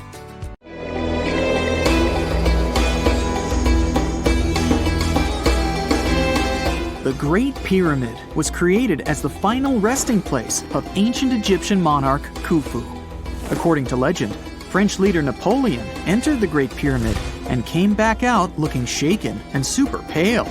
He never revealed what he saw inside, but whatever it was is said to have affected him for the rest of his life. When Napoleon entered the pyramid, he would have walked through a super tight and ascending passageway. He'd then go through another passageway, known as the Great Chamber. This corridor would have been much taller than the previous one, and would have cobbles too. He'd then reach the King's Chamber, the centerpiece of the Great Pyramid, which was lined with huge blocks of granite. But it wouldn't have looked as grand as we might imagine. There are no hieroglyphics decorating its walls, as Egyptians only began decorating the burial chambers of pyramids much later on. The pharaohs' tombs deep inside the pyramid would have also been filled with treasures, from chunks of gold to the world's most expensive jewelry. But this would have all been looted a long time ago. The only thing that probably would have been left in there would have been a huge sarcophagus, which would have once contained the king's mummy. He'd also have to walk past the queen's chamber. This room most likely didn't hold any queens though, as pyramids were usually only built for one person. There are mysterious tunnels leading from here. To this day, no one is really sure what they're there for. And that's not the only mysterious and creepy thing Napoleon may have encountered, as stories of pharaohs leaving ancient curses on pyramids go way back. Many pyramids had warnings written on the outside, telling of horrifying things that would happen to those who entered and disturbed the peace. We might not know what exactly Napoleon found in the Great Pyramid that scared him so much, but we know for sure what was found in Tutankhamun's tomb. Tutankhamun was an ancient Egyptian pharaoh who was only 8 or 9 years old when he took to the throne. He became a cultural phenomenon when his tomb was discovered almost completely intact in 1922. His pyramid sits in the Valley of Kings in Thebes, modern Luxor, which is in Egypt. Unlike the Great Pyramid, Tutankhamun's tomb was covered in beautiful wall decorations. The walls told the story of how he would travel to the afterlife through the underworld. Egyptians believed all people would have to take this journey, so they would fill their tombs with objects and paintings to help them get there. There'd also be spells painted on the walls. They believed this would help people pass over to the next realm. The journey would be pretty long, and for that reason, the ancient Egyptians would also fill the pyramids with food. Tutankhamun's pyramid was filled with 8 fruit baskets. They even found something called gingerbread fruit in there. The rooms were jam-packed with furniture, statues, clothes, and staffs, amongst a whole bunch of other things. You'd likely find a lot of clothes and expensive jewelry in the pyramids as well. The ancient Egyptians wanted their ancestors to travel in style to the afterlife. They put Tutankhamun in his final resting place with over 50 pieces of clothing, all of the highest quality. There were tunics, scarves, gloves, and headdresses, and a ton of jewelry. Bracelets, pendants, necklaces, rings, and scarabs for protection were all found inside. Each of them was made of gold or precious stones. There were also fans made of ostrich feathers to keep the old pharaoh cool in the hot Egyptian sun. But the temperature inside the pyramids never actually went above 68 degrees Fahrenheit. The ancient Egyptians developed a super cool air conditioning system that we don't fully understand even today. Tutankhamun's pyramid also contained 130 walking sticks made from ebony, ivory, silver, and gold to help him on his journey. There were 3 chariots hidden away in case he got tired of all the walking. They also put 11 boat paddles inside, but there was no sign of any boat. The pyramids would be littered with the pharaoh's favorite scents and perfumes. During the excavation of Tutankhamun's pyramid, it quickly became clear that it had been robbed during ancient times. There was damage to doors and traces of oils left in empty jars. It looks like someone raided the pyramid for gold and the scents, perfumes, and oils that had been left for King Tut. There was still a bit of perfume, which was made from coconut oil and frankincense, left in one bottle. It seems like Pharaoh Tutankhamun loved board games. There was an ivory traveling set of senet in his pyramid. Although we don't know for sure exactly how to play it, we have figured out it was sort of an ancient Egyptian version of backgammon. It looks like it was a 2-player game where the goal was to knock your opponent off the board. Not really sure who Tutankhamun's mummy was supposed to play with, though. The ancient Egyptians had some rituals that may seem pretty strange to us. For example, they used to shave their eyebrows off if they ever lost a cat. So it's not too surprising they put some really weird things inside pyramids. Archaeologists discovered a collection of mummified cats and scarab beetles in pyramids that date back more than 4,000 years. They were found in the pyramids of Saqqara, which is south of Cairo. They also found a bunch of makeup kits and mirrors inside. Makeup was worn proudly by both men and women in ancient Egyptian times. Eyeliner was the most popular cosmetic. The Rosetta Stone was one of the best discoveries ever made in pyramids. It was found by our man Napoleon Bonaparte and his team. It's a black granite rock that dates back to 196 BCE. It's transcribed in Greek, Demotic, and hieroglyphic. When it was translated in 1822, we got the key to understanding ancient Egyptian hieroglyphics for the very first time. The discovery of Queen Hatshepsut's mummy in 1903 changed our understanding of the Egyptians forever. After she had passed away, her successor, Thutmose III, removed most of the evidence of her reign, so we basically knew nothing about Egypt's first great female leader. She's now gone on to become one of the few and most famous female pharaohs of Egypt. Pharaoh Khufu even had a fully fledged boat in his pyramid. Archaeologists uncovered more than 1,200 pieces of a giant boat near the Great Pyramid at Giza. They reassembled the boat, and it's a whopping 144 feet long. It's most likely a solar boat, which was designed to carry the resurrected king with the deity Ra. Fun fact, the Pyramid of Giza is the last remaining of the 7 wonders of the ancient world. The other 6 are the Hanging Gardens, the Colossus, the Temple of Artemis, the Mausoleum, the Lighthouse, and the Statue of Zeus. This pyramid was also the world's tallest man-made structure for 3,800 years, and it's the biggest pyramid in Egypt. It took a staggering 2.3 million blocks of limestone, and some weighed as much as 80 tons. It took an incredible 100,000 laborers and a whopping 23 years to build.